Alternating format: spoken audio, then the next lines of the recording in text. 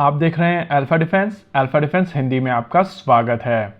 अगर देखा जाए तो यूनाइटेड स्टेट्स ऑफ अमेरिका ने जो कल किया है वो एक text book combat search and rescue mission है, जैसा आज तक हम लोगों ने कहीं पर नहीं देखा। आई एम श्योर सुबह से आप इसके बारे में सुन रहे होंगे, और जब हम लोग रिसर्च कर रहे थे तो YouTube के रिसर्च टूल की ही रिकमेंडेशन थी कि इसके ऊपर वीडियो नहीं चलेगा, लेकिन क्लिक्स और लाइक्स को लेकर हम लोगों ने कभी चिंता की है जो आज करेंगे। एनीवेज, ये टॉपिक हम लोगों को काफी इंटरेस्टिंग अपॉर्चुनिटी देता है चीजों को बहुत ज्यादा डिटेल में ब्रेक डाउन करके भारत के कॉन्टेक्स्ट में समझने की। सुबह से ही भारत में एक नैरेटिव बनाने की कोशिश की जा रही है कि साल 2019 के आसपास जब विंग कमांडर अभिनंदन पाकिस्तान चले गए थे तो उस दौरान भारतीय वायुसेना की तरफ से इस तरीके का कॉम्बैट सर्च एंड रेस्क्यू क्यों नहीं किया गया था। आइए पहले डिटेल में समझते हैं यूएस के इस मिशन को। देखिए, यूएस का एक F-15 स्ट्राइक ईगल ईरान के ऊपर अपना मिशन कंप्लीट करने की कोशिश कर रहा था, और उसी दौरान इसके ऊपर एक surface to air missile system आकर लगी। वीडियो को देखते हुए हमारी एनालिसिस कहती है कि यहाँ पर most likely Babur 737 missile system का प्रयोग किया गया था, और नेचुरल था कि स्ट्राइक के तुरंत बाद पायलट और WSO ने इजेक्ट किया। इस इजेक्शन के 15 मिनट के अंदर ही यूएस की तरफ से एक full fledge combat search and rescue mission initiate कर दिया था, और इसी प्रोसेस के दौरान एक A-10 और 2 पेवहॉक हेलीकॉप्टर्स को हम लोगों ने ईरान के अंदर ऑपरेट करते हुए देखा था। कुछ वीडियोस और भी सरफेस हुई थी जहां पर हम लोगों ने C-130 को भी नीचे उड़ते हुए देखा था, और ये दिखाता है कि यूएस स्टार्टिंग से ही हर कॉस्ट के ऊपर अपने सोल्जर्स को एक्सट्रैक्ट करना चाहता था। पॉलिटिकली अगर आप इसको देखें तो मिड टर्म इलेक्शंस को ध्यान में रखते हुए अगर यूएस एयरफोर्स का WSO ईरान के हाथ आ जाता तो ट्रम्प की बहुत किरकिरी होने वाली थी। एनीवेज, दोनों पायलट्स जहां पर लैंड किए थे वो जगह ईरान के अंदर काफी डीप थी, और अगर यूएस के नियरेस्ट बेस की बात की जाए तो वो कम से कम 200 से 250 किलोमीटर दूर थे।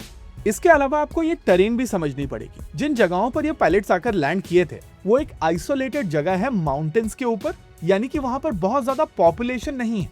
अब इस पूरे प्रोसेस में यूएस का एक A-10 मार्कर गिराया गया था, लेकिन उसका पायलट कुवैत निकल गया था। दोनों हेलीकॉप्टर्स हिट हुए थे, लेकिन समहाउ हेलीकॉप्टर्स भी सर्वाइव कर गए थे। पहले पायलट को तो पहले दिन ही निकाल लिया गया था, लेकिन इस एयरक्राफ्ट का WSO वहां पर लगभग 2 दिन रहा है, यानी कि ईरान के पास में लगभग 2 दिन का समय था इसको लोकेट करके कैप्चर करने का। इसके अलावा ये जगह कितनी रिमोट थी उसको समझने के लिए ईरान के मूव को समझिए। ईरान ने अपना खुद का सर्च एंड कैप्चर मिशन तो लॉन्च किया ही था, लेकिन इस सर्च को तेज और ब्रॉड करने के लिए इस पायलट के ऊपर एक इनाम रख दिया था।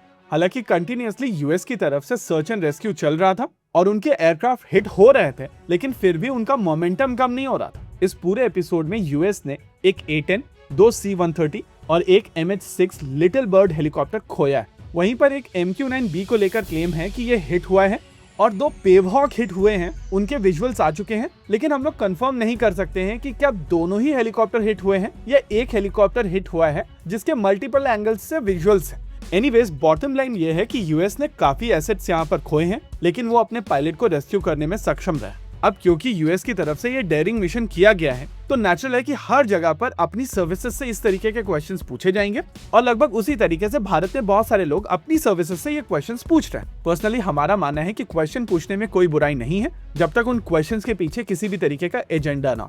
अब स्पेसिफिकली विंग कमांडर अभिनंदन वाले केस की बात की जाए तो आपको प्रैक्टिकली 2 चीजें समझनी पड़ेगी। पहला, विंग कमांडर अभिनंदन जहां पर लैंड किए थे वो एक पॉपुलेटेड इलाका था, और जब उनका पैराशूट हवा में ही था तभी से उनके पीछे लोग पड़े हुए थे, यानी कि combat search and rescue mission की वहां पर विंडो ही नहीं थी।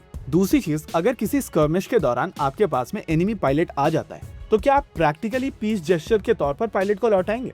स्पेसिफिकली ये ध्यान में रखते हुए कि जिस एनिमी कंट्री का ये पायलट है वो आपका पानी रोक कर बैठा हुआ है, आपके साथ में बात नहीं कर रहा है, आपको FATF में ग्रे लिस्ट करा चुका है, और आप पीस जेस्चर कर देते हैं। देखिए, ये गोली आपको ISPR के बॉट्स को ही देनी पड़ेगी, हर कोई ये गोली नहीं लेगा। आइए हम लोग आपको फोटोग्राफ दिखाते हैं भारत के रेस्क्यू मिशन की, जो विंग कमांडर अभिनंदन के केस में तैयार थी, और इसकी कुछ झलकियां हम लोगों ने ऑपरेशन सिंदूर के दौरान देखी। इन्हीं विजुअल्स के साथ में आज के इस वीडियो में रखते हैं केवल इतना ही। वीडियो को अंत तक देखने के लिए धन्यवाद। देखते रहिए अल्फा डिफेंस। जय हिंद।